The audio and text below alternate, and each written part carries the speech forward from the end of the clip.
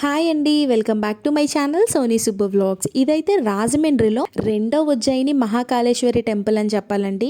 గుడి కూడా చాలా అందంగా నిర్మించారండి. గుడికి చుట్టూ 4 వైపులా రాజగోపురం ఉంటదండి. 4 వైపులా మహామండపాలు ఉంటాయి. ఇంకా 4 వైపులా మహానందులు, 4 వైపులా గజస్తంభాలు కూడా ఉంటాయండి. చాలా అందంగా నిర్మించారనమాట.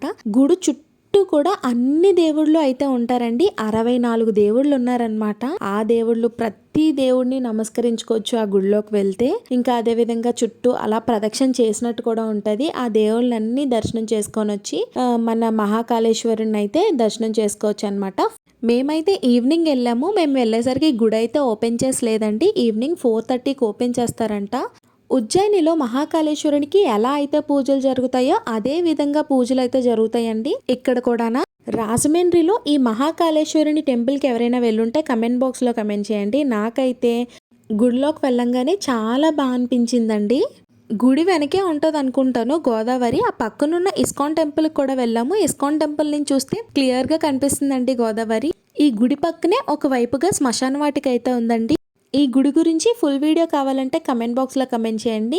మళ్ళీ వెళ్ళినప్పుడు ఖచ్చితంగా కంప్లీట్ వీడియో ఫుల్ డీటెయిల్గా నేను ఎక్స్ప్లెయిన్ చేస్తాను తీసి. వీడియోని చూస్తూ లైక్ చేయకపోతే ప్లీజ్ అండి లైక్ చేయండి, షేర్ చేయండి, సబ్స్క్రైబ్ కూడా చేసుకోండి. ఇంకా నా వీడియోస్ చూస్తూ నన్ను సపోర్ట్ చేస్తున్న ప్రతి ఒక్కరికి చాలా చాలా థ్యాంక్స్ అండి. చూసారు కదా, ప్రతి దేవుడు అలాగైతే ఉన్నారనమాట. చుట్టూ మనం లోపల నుంచి ప్రదక్షిణలు చేస్తూ ప్రతి దేవుడికి నమస్కారం అయితే చేసుకోవచ్చు. ఈ శివాలయంలో ఉన్న దేవుడి పేరు వచ్చేసి మహంకాళి మహాకాళేశ్వరుడు అండి. గుళ్ళో పూజలు కూడా చాలా బాగా చేస్తారండి. తెల్లవారే 4 గంటలకి 3 గంటలకి అభిషేకాలు, తర్వాత ఈవినింగ్ 4:30కే ఓపెన్ చేస్తారని చెప్పాను కదా, మళ్ళీ అప్పుడు అభిషేకాలు అవన్నీ చేస్తారంట. ఫుల్ వీడియో మీకు కావాలనుకుంటే కమెంట్ చేయండి. Bye bye.